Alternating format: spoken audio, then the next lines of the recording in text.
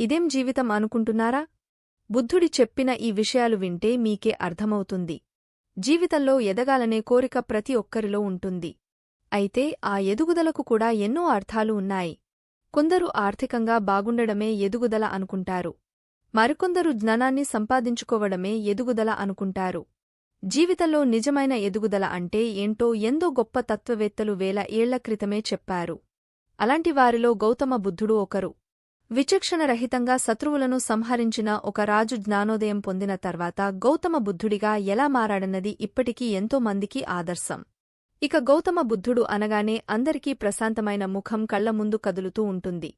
మనస్సు ఏమాత్రం కల్లోలానికి గురైనా, తెలియని ఏదో బాధ వెంటాడినా ఒక్కసారి బుద్ధుడు రూపాన్ని స్మరించుకుంటే ప్రశాంతత లభిస్తుంది. అందుకే మానసిక నిపుణులు సైతం ఇంట్లో గౌతమ బుద్ధుని ఫోటోను ఏర్పాటు చేసుకోమని చెబుతుంటారు. ఇక బుద్ధుడు చెప్పిన ప్రతి మాట ఇప్పటికీ మన జీవితాలను నడిపించే ఒక పాదంగా మారింది.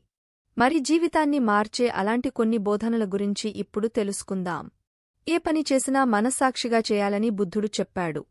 అప్పుడే వారు తమ ఆలోచనలు, భావోద్వేగాలు, పనులు గురించి స్పష్టంగా తెలుసుకోగలుగుతారు.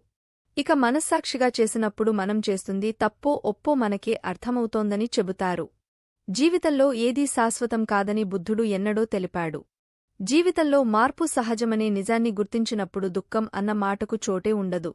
ఇక అంగీకరించడం, వదిలిపెట్టడం అనే దానిని అలవాటుగా మార్చుకోవాలని బుద్ధుడు సూక్తులు చెబుతున్నారు.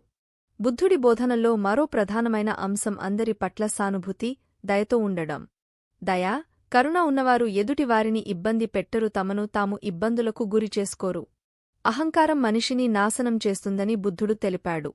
అహాన్ని వదిలిన రోజే మనిషి నిజమైన విజయాన్ని సాధించినట్లు చెబుతారు.